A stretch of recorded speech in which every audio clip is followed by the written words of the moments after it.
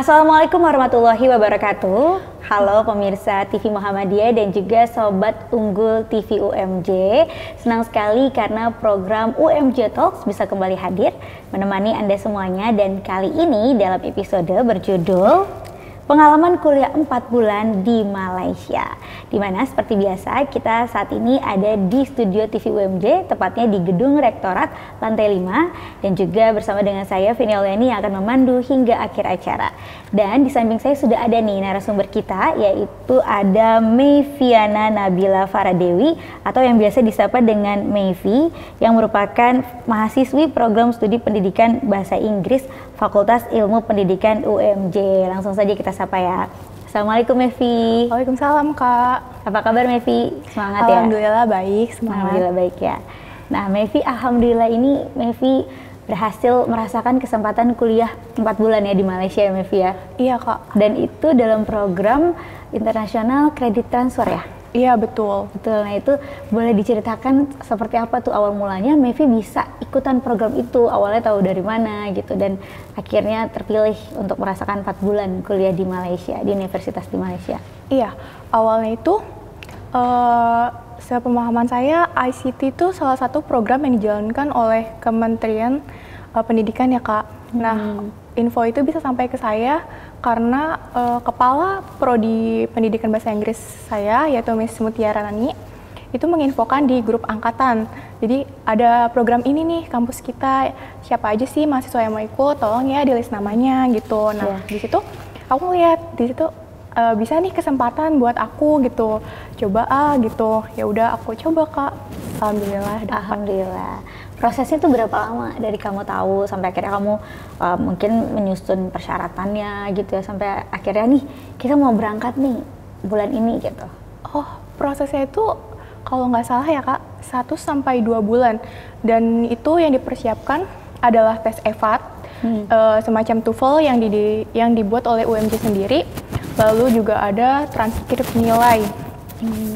Nah dari tes EVAT itu sendiri nanti kan terseleksi Kak dengan batas minimum itu 500. Nah setelah 500 itu ditentukan, oh dia bisa ikut program ini. Kalau misalnya di bawah 500 nggak bisa. Tes EVAT itu tadi tes apa ya? Tes EVAT, yaitu tes bahasa Inggris semacam TOEFL, tapi ini buat UMJ Malaysia sendiri. Oh, buat UMJ sendiri. Iya. Gitu. Lalu sayangnya waktu itu kita harusnya berangkat bulan Oktober, tapi ada kendala, yaitu pembuatan visanya sendiri. Ada masalah teknis atau bagaimana ya, kurang ngerti, karena itu dari pihak Malaysianya sendiri Kak. Jadi kita tertunda dan berangkatnya itu pas bulan November kemarin. Iya. Oke. Nah, kamu tadi sebelum ikutan itu kan kamu tadi harus tes EVAT gitu ya. Iya. Nah, selain itu ada persiapan apa yang harus kamu persiapkan? Karena kan kamu 4 bulan di sana berarti nggak pulang-pulang kan? Iya. Iya, langsung ya Bapak. Selain persiapan persyaratan, terus juga mungkin persiapan pribadi, bawa koper yang banyak dan lain-lainnya, itu apa aja tuh persiapannya? Persiapannya tentu aja hal-hal yang pokoknya kayak baju, lalu juga buku-buku untuk menyatat materi, obat-obat kalau misalkan ada sakit bawaan. Iya. Ingat saya itu Kak. Itu ya? Iya. Kalau untuk ada ini juga nggak persyaratan, misalnya kamu harus nulis nanti jurnal atau artikel atau esai gitu di sana atau sebelumnya? Alhamdulillah nggak ada sih Kak. Nggak ada ya? Iya. Berarti 4 bulan itu kamu seperti perkuliahan kan di sana? Iya, seperti perkuliahan Kak. Ikut setiap hari maksudnya? Hanya dari hari Senin hingga hari Kamis, per harinya itu satu mata kuliah. Per hari satu mata kuliah? Iya. Mata kuliah apa tuh biasanya? Mata kuliahnya itu di situ ada public speaking. Jadi kita diajarkan gimana sih caranya untuk berbicara di depan umum. Profesor mengajarkan elemen-elemen apa saja yang akan kita dalam ilmu public speaking gitu ya. Seru ya? Iya, seru banget. Seru banget. Lalu ada advertising. Kita diajarkan gimana caranya untuk memasarkan suatu produk berdasarkan segmennya, apa saja sih yang harus dilakukan. Lalu selanjutnya ada publishing, yaitu gimana sih caranya kita terjun ke dunia publishing itu sendiri, bagaimana caranya membuat koran dan segala macam, lalu syutingnya seperti apa. Lalu satu lagi yaitu mass communication. Gimana cara kita berkomunikasi dan tipe-tipe komunikasi itu seperti apa di sana. Gitu. Iya, kita diajarkan juga sejarahnya seperti apa. Gitu. Seru banget ya Kak di sana. Seru banget ya, iya. Iya. Itu diajarinnya pakai bahasa Inggris atau campuran? Karena kan Malaysia biasanya bahasanya campur-campur tuh ya? Iya. Atau bahasa Melayu gitu, gimana? Kita untuk pembelajarannya itu menggunakan bahasa Inggris mostly-nya. Lalu terkadang juga ada bahasa Melayu atau bahasa Malaysianya. Tapi mereka tuh paling senang kalau kita ngomong bahasa Indonesia. Jadi mereka seneng ya? Iya, senang banget. Jadi kita selalu disuruh pakai bahasa Indonesia aja dong gitu. Mereka ngerti? Iya, mereka ngerti. Kalau mereka ngomong pakai bahasa Malaysia, mudah juga nggak untuk dimengerti? Mudah. Hampir sama juga kan dengan bahasa kita. Mudah banget. Dan mereka tuh ternyata senang banget dengan musik-musik Indonesia dan juga sinetron-sinetronnya Kak. Jadi mereka juga ikutan nonton ya? Iya Kak, bahkan aku sendiri yang nggak nonton sampai bingung, sinetron mana gitu. Iya. Nah, kamu ini kan dari jurusan pendidikan bahasa Inggris ya? Iya. Di sana itu berarti pertukaran pelajarnya di jurusan pendidikan bahasa Inggris juga atau jurusan apa? Jurusan yang sama atau beda? Atau umum? Berbeda Kak, umum. Beda ya? Jadi kita tuh di fakultas FKP, Fakultas Kepemimpinan dan Kepengurusan. Jadi semacam kayak FISIP mungkin ya. FISIP, iya, seperti FISIP ya. Karena tadi kan mata kuliahnya komunikasi massa, terus public speaking, ya, jadi seperti FISIP ya. Tapi boleh mungkin diikuti dari jurusan lain ya, yang nggak sama gitu. Nah, ketika di sana itu kamu belajar 4 bulan, itu pengalaman apa tuh yang berkesan? Dari penyampaian materinya deh. Kira-kira lebih susah atau lebih mudah mana di sana atau di sini gitu? Kalau menurut aku pribadi materi ya Kak, perkuliahannya, iya. Itu mungkin karena dari kecil selalu di Indonesia dan terbiasa dengan kegiatan belajar mengajar Indonesia, yaitu yang menggunakan critical thinking, yang dimana kita sebagai siswa itu di student center ya. Kalau selama pengalaman aku di sana, itu yang terjadi adalah teacher center. Jadi selalu si profesor atau dokternya yang menyampaikan materi dari awal hingga akhir. Nah, untuk di kita sendiri, Indonesia sendiri itu kan selalu berfokus kepada student center ya Kak, dimana kita harus presentasi, lalu setelah presentasi akan Q&A. Jadi setiap mahasiswa ataupun siswanya itu akan dipaksa untuk berpikir kritis, lalu setelah menemukan pertanyaan yang dirasa agak sulit untuk dijawab mahasiswa, biasanya guru atau dosen kan yang langsung menjawab ya kan. Kalau di sana semuanya dari teachernya itu? Iya, tapi itu pengalamanku sih Kak, mungkin ada di daerah lain atau universitas lain yang menerapkan seperti kita gitu. Menurut kamu apa tuh nilai-nilai yang bisa diambil atau pembelajaran sisi positif dari perbedaan metode belajar seperti itu tadi? Menurut aku pribadi, di sana itu profesor atau dokternya membuat PowerPoint langsung dengan banyak slide dan semuanya ditulis Kak, bukan hanya ditulis ya, jadi benar-benar langsung ditulis tangan ya? Bukan Kak, maksudnya atau gimana? Dia itu penuh dengan materi. Kalau kita itu kan PowerPoint-nya poin-poinnya saja ya Kak. Iya. Oh, dia jadi penuh dengan materi ya, jadi semuanya terjabarkan ya.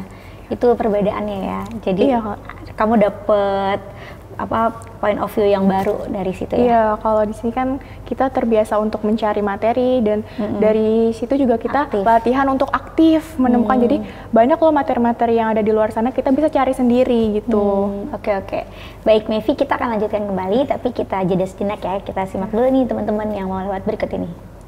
Ya pemirsa TVmu dan juga Sobat Unggul TV UMJ, kembali lagi dalam UMJ Talks dalam episode pengalaman kuliah 4 bulan di Malaysia bersama dengan Mevi. Mevi, kita lanjutkan lagi ya. Mevi, tadi kamu udah cerita nih, kamu belajar di sana 4 bulan, terus metodenya juga berbeda, tapi tetap seru ya. Nah, selain belajar, suasana di sana tuh seperti apa lagi sih? Mungkin dari budayanya gitu yang kamu tuh berkesan banget ya, ngerasain 4 bulan di Malaysia belajar gitu. Iya, di sana daerah tempat aku tinggal itu Kak. Di mana sih tempat kamu tinggal? Di Nilai Negeri 9. Iya, di situ sangat Islami ya Kak. Nah, terus juga yang aku lihat orang Malaysia tuh sering nawarin kita makanan kalau misalkan mampir ke rumahnya. Baik banget. Ya, kalian udah makan belum gitu. Dan juga yang paling berkesan banget menurutku Kak, itu kita di sana ketemu dengan pelajar-pelajar Indonesia lainnya yang memang kuliah di sana. Lalu kita akrab dan juga jadi kayak keluarga gitu Kak. Sampai sekarang pun kita masih kontak-kontakan lewat WA. Iya. Iya, makanannya di sana gimana? Enak sih Kak. Dia karena Malaysia itu kan terdiri dari 3 ras ya Kak kalau nggak salah. Yaitu orang Melayu, China, dan India. Jadi mostly itu makanannya banyak dari bumbu-bumbu timur juga. Seperti bumbu-bumbu kari gitu loh Kak. Enak sih. Jadi enak ya. Baik-baik. Nah, itu berarti kamu 4 bulan itu international credit transfer, nanti nilainya dikonversikan di sini ya? Iya Kak, jadi benar. nilai tambahannya? Iya benar. Pernah ini nggak homesick? Apa senang-senang aja? Alhamdulillah nggak pernah homesick. Alhamdulillah nggak pernah ya? Karena seru kali programnya. Iya ya? benar sekali. Programnya selain belajar, itu ada berkunjung juga Kak, mengenal budaya sana atau berkunjung ke tempat wisata gitu? Waktu itu kita sempat road trip. Iya, jalan-jalan. Iya, jalan-jalan ke pantai. Pantai apa ya namanya? Lupa. Di Malaysia. Iya. Terus juga kita ke Twin Tower. Dan kebetulan situ lagi ada event di Jepangan, cosplay, dan aku ngeliat cosplaynya itu mereka effortnya luar biasa sekali, benar-benar mirip. All out ya, benar-benar serius banget ya. Iya. Iya ya, oke. Nah, dari situ apa tuh yang berkesan juga yang kamu rasain dari jalan-jalan itu dan semuanya? Apa ya? Kalau cosplay itu mereka diikutin oleh mahasiswa sana atau anak-anak sekolah di sana? Kalau itu aku kurang tahu ya Kak. Iya ya, pokoknya cosplaynya tuh all out banget ya? Iya. Oke. Kalau boleh tahu hobi kamu apa sih? Hobi aku selain taekwondo itu aku juga suka belajar bahasa Jepang dan nonton anime sama baca buku. Pas dong ya, jadi kamu suka anime, bahasa Jepang, pas kebetulan ada cosplay itu tadi ya? Iya. Ya, oke. Nah, kamu ini kan alhamdulillah bisa merasakan tadi belajar 4 bulan ya, ikut program tadi International Credit Transfer itu, sehingga bisa jadi mahasiswi berprestasi gitu. Nah, tipsnya apa sih biar bisa jadi mahasiswi berprestasi? IPK-nya deh, kalau boleh tahu berapa nih IPK-nya? Untuk mahasiswa berprestasi menurut aku sendiri ya Kak, itu bisa dikategorikan 2 kan ya, akademik dan non akademik. Nah, menurut aku kita tuh harus menentukan tujuan dulu sih yang pertama. Lalu dari tujuan itu kan kita bisa lihat kita mau berhasil atau berprestasi di bidang mana nih, akademika, non akademika, atau keduanya. Lalu setelah itu kita pilih prioritas kita. Mungkin di satu hari atau satu waktu kita akan dipaksa untuk memprioritaskan yang akademik seperti perkuliahan. Lalu di lain waktu akan diprioritaskan untuk di non akademik seperti organisasi dan lain-lain ya. Nah, setelah kita sudah tahu prioritasnya, biasanya butuh ekstra lebih waktunya Kak. Misalkan kita harus mengorbankan waktu tidur Kak, atau waktu sosialisasi Kak untuk memperdalam skill yang kita inginkan, yaitu misalnya di akademik atau non akademik itu. Nah, selanjutnya itu apa ya namanya, bangun relasi sih Kak menurut aku, karena banyak kita keluar ke sana, kita punya kenalan dimanapun, kita bisa dapat kesempatan dari orang yang gak pernah kita duga sebelumnya. Lalu selanjutnya itu untuk IPK aku ya Kak, IPK aku sendiri itu 3,6, 3,7, 3,8 sih Kak. Masya Allah, alhamdulillah ya. Alhamdulillah Kak, tapi sebenarnya masih bisa dibandingin lagi dengan yang lain. Ya. Iya, pasti masih banyak yang di atas Kak. Iya. Kamu ikut organisasi juga, organisasi kemahasiswaan? Ikut Kak, waktu tahun 2020 hingga 2021 itu aku ikut sebagai anggota ESA, yaitu English Student Association. Iya, di bagian keprodian kalau tidak salah. Keprodian, iya. Baik. Nah, kamu bagi waktunya gimana tuh biar tetap prestasi akademiknya jalan, terus organisasi juga jalan gitu? Kalau menurut aku tadi prioritasnya itu bagaimana kalau misalkan di satu waktu ada tugas dari akademik dan satu waktu juga ada tugas dari organisasi. Aku akan ngelihat deadline-nya itu yang mana dulu yang lebih lebih mepet. Aku akan kerjain dulu yang itu, sembari ngerjakan yang deadline-nya itu, aku juga mengerjakan yang akademiknya juga. Oke, nah jadi itu tipsnya ya, lihat dulu deadline yang mana dan mana yang lebih penting ya, yang lebih prioritas itu tadi. Iya, benar. Baik, nah sebagai mahasiswa juga kan biasanya banyak banyak pilihan kegiatan lain, banyak godaannya dalam kita belajar gitu ya, sehingga kadang-kadang kita juga suka mudah galau gitu ya. Kamu pernah nggak ngerasa seperti down gitu, misalnya kayak lagi aduh nggak semangat nih, ataupun untuk ngelakuin sesuatu, ataupun mungkin lagi down karena ada masalah atau apa gitu, itu pernah nggak? Pernah banget Kak, pernah. Nah itu ketika apa tuh dan apa yang kamu lakuin? Tapi boleh simpen dulu deh, nanti jawabannya kita lanjut lagi di segmen berikutnya. Kita simak dulu nih yang mau lewat berikut ini.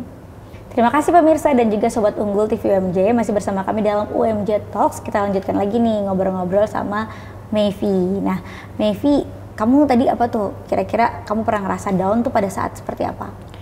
Biasanya di saat banyak nih kegiatan-kegiatan yang aku harus lakuin, dan sementara deadline-nya mungkin bersamaan ataupun beda sehari atau 2 hari atau beda jam gitu. Nah aku jadi bingung, biasanya mana sih tugas yang harus aku lakukan pertama kali gitu loh Kak, sedangkan yang lain tuh juga harus dilakukan juga gitu. Nah biasanya aku take break sejenak, lalu aku urutin lagi prioritasnya 1, 2, 3 gitu. Seperti itu sih Kak.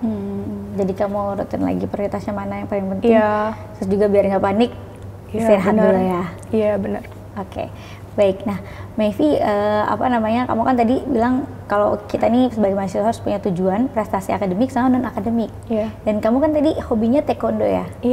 Dan ternyata kamu nih juga pernah meraih prestasi di bidang non akademik, yaitu juara 1 medali emas di Jakarta ya, Jakarta Taekwondo Festival. Iya, itu sebenarnya udah lama banget sih Kak, sekitar tahun 2017. Tetapi walaupun itu masih SMA berarti? SMA kelas 2 kalau nggak salah. Iya. Walaupun aku medali emas sih Kak, menurut aku itu walaupun standar nasional ya, tapi belum yang terlalu besar banget sih Kak, karena masih ada lagi kok juara-juara satu lainnya. Iya. Oke, itu kamu ini taekwondo dari umur berapa mulai mendalaminya? Dari SMA sih Kak. Dari SMA? Iya. Nah, kamu gimana caranya tuh bisa tetap bisa punya prestasi non akademik, tapi juga punya prestasi akademik sampai sekarang yang kamu geluti di bangku perkuliahan ini gitu? Kira-kira apa sih motivasi kamu untuk bisa menjadi the best version dari diri kamu gitu? Ya karena tuh aku pengen maju Kak. Di era sekarang, kalau orang nggak maju, nggak berkembang, hanya stuck di posisi itu aja, mereka akan tertinggal Kak di belakang. Iya. Makanya itu yang memotivasi kamu buat aku harus nih berprestasi, baik di non akademik tadi jadi juara juara 1 emas ya, piala emas taekwondo, sama di akademiknya juga. Iya, dan juga ingat-ingat tujuan aku tuh apa gitu. Jadi dari situ sih bisa memotivasi terus-terusan. Motivasi terus-terusan. Nah ini nih boleh banget nih dicontoh sama teman-teman Sobat Unggul TV UMJ lainnya juga. Nah, kamu ketika di sana, kamu tuh di University Sains Islam Malaysia ya? Iya Kak. Di sana ada perbedaan yang mencolok nggak sih dari karakteristik mahasiswa Indonesia sama mahasiswi dan mahasiswa Malaysia itu seperti apa? Kalau dari pengalaman aku pribadi ya Kak, kalau kita mau keluar ataupun masuk ke ruang kelas saat dosen menjelaskan atau udah masuk ke ruang, kita kan harus izin ya Kak. Kalau di sana itu pengalaman aku belajar di sana, ada dosen menjelaskan atau tidak, si mahasiswa akan masuk atau keluar tanpa izin. Iya. Karena dosennya mungkin tetap fokus mengajar kan. Iya. Dan satu kelas ada berapa tuh biasanya? Ada yang sampai 100-an sih Kak. 100-an. Iya. Banyak ya. Jadi ruang kelasnya juga agak lebih lebar dan mirip kayak bioskop gitu Kak. Bioskop gitu. Oke. Nah biasanya kalau kita pertukaran pelajar, itu kan di akhir-akhir tuh suka ada tugas ya. Iya. Tugas yang harus kita kerjakan dan juga kita kasihkan sebagai mahasiswi yang dari Indonesia gitu. Nah itu kamu ada tugas apa tuh? Semuanya ada tugas sih Kak, cuman yang paling berkesan bagi aku yaitu tugas publishing kalau nggak salah ya. Publishing atau advertising, di mana kita harus membuat suatu iklan, Kak. Iklan ataupun film. Dari situ seru banget. Jadi kita ada beberapa kelas kumpul dalam satu ruang kelas yang sama dengan semua dosen yang mengajar kita. Kumpul di ruang kelas itu, mereka menilai, dan situ keren banget sih, Kak. Gak ada satupun yang jelek, sumpah. Jadi di situ benar-benar, berarti kamu bikin tugas itu juga satu kelompok sama mahasiswa dari Malaysia ya? Iya bener, Kak. Iya, jadi di 11 orang. Iya, jadi di situ kekompakannya juga terasa ya, kita dengan mahasiswa dari negara lain untuk mengerjakan satu proyek yang hasilnya bagus gitu tadi. Benar. Ya. Ada ini juga pengalaman seru lainnya selain mungkin dari Malaysia yang berkesan juga buat kamu? Aku sempat part-time sih, Kak. Seru banget sih part-time di negeri orang. Kamu ngerasain juga ya jadinya? Ngerasain selain belajar di negeri orang, terus ngerasain part-time juga di negeri orang. Iya, bener. Bayarannya gimana? Lumayan tinggi ya? Lumayan tinggi ya? Dong. Jadi nambah uang saku ya? Bener banget. Oke, nah selain itu sekarang kita beralih juga nih pengalaman kamu nih kuliah di UMJ. Nah kamu nih selama kuliah di UMJ nih gimana tanggapan kamu? Pengalaman seperti apa yang kamu rasakan sebagai mahasiswi UMJ? Enak, Kak, karena UMJ itu menyediakan wadah bagi para mahasiswanya melalui organisasi, lalu ada UKM juga, dan juga fasilitas-fasilitas yang disediakan oleh UMJ untuk mahasiswa-mahasiswanya sesuai dengan kebutuhannya, kayak perpustakaan di setiap fakultas, terus juga ada perpustakaan yang besar itu di sana. Iya. Dan terlebih lagi para dosen yang menyediakan materi kepada kami para mahasiswanya ya kan, terus juga membimbing, lalu juga mengarahkan kami kalau misalkan ada beasiswa loh nanti S2 di sini syaratnya ini gitu loh, memotivasi terus-terusan gitu loh, Kak. Jadi tahu ya, infonya tersampaikan gitu. Nah, kalau Mayfi nih cita-citanya apa sih sebenarnya, mau jadi apa nanti? Aku tuh pengen kalau udah lulus, aku tuh pengen bisa ngajar, Kak, karena emang ada panggilan jiwa. Iya, Kak, benar, bahasa Inggris, ada panggilan jiwa. Jadi aku kalau dikasih kesempatan untuk bisa mengabdi untuk ngajar di daerah Papua sana, Kak. Karena aku sering banget lihat video-video TikTok yang dimana anak Papua itu mereka jalan berkilo-kilometer untuk sampai ke sekolahnya. Aku pengen banget kalau misalkan dikasih kesempatan untuk ngajar di situ, ngabdi di situ. Mulia sekali. Dari SMA aku pengen banget kayak gitu. Terus kalau untuk rencana kerja ya, Kak, untuk 5 tahun ke depan tuh pengen kerja di Kemendikbud sih, Kak. Iya. Amin. Iya. Jadi bisa ini ya, lebih mengembangkan lagi ilmunya juga. Iya, benar. Ya, kalau untuk UMJ, harapan kamu UMJ 5 tahun ke depan seperti apa? Harapan untuk UMJ, semoga ke depannya dapat menghasilkan lebih banyak mahasiswa berprestasi lainnya. Amin. Iya. Siap. Amin. Makasih. Amin. Terima kasih. Mudah-mudahan harapan dari Mayfi juga nanti bisa terwujud ya, semakin banyak ada mahasiswa dan mahasiswi berprestasi yang lahir dari UMJ ini. Iya.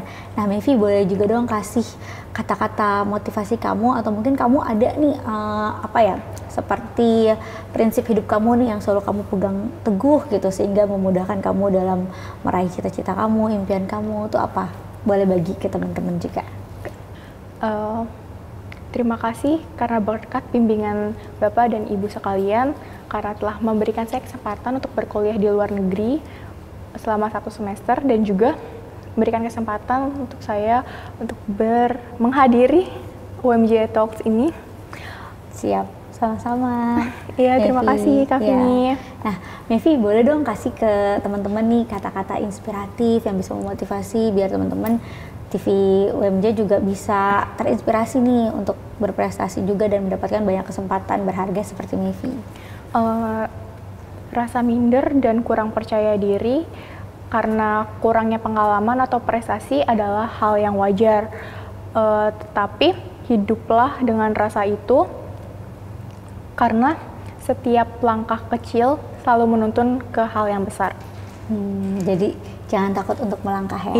Iya. Jangan takut untuk melangkah hanya karena pengalaman dan prestasi masih sedikit. Karena kan dari hal kecil ini nanti lo menuntun yang lebih besar. Langkah-langkah kecil tetap berjalan yang lebih besar gitu ya. Dari Iya. kita tidak punya rasa percaya diri, kita jadi memiliki rasa kepercayaan diri itu tadi Iya, ya. benar. Baik, siap. Makasih Mevi atas inspirasinya dan juga tadi sharing-sharingnya. Sukses selalu ya Mevi ya. Ya, terima kasih juga Kak Vini dan pihak UMJ. Ya baik, sama-sama. Sehat selalu Mevi. Selalu Kak. Ya, baik pemirsa TVmu dan juga Sobat Unggul TV UMJ, terima kasih telah menyaksikan UMJ Talks dari awal hingga akhir dalam episode kali ini, yaitu pengalaman kuliah 4 bulan di Malaysia bersama dengan Mevi. Dan tidak terasa kita sudah sampai di penghujung acara, waktunya kita untuk mohon pamit. Saya Vini Auliani, juga Mevi, dan seluruh kerabat kerja yang bertugas, kami mohon undur diri pemirsa, sampai jumpa di lain kesempatan. Wassalamualaikum warahmatullahi wabarakatuh.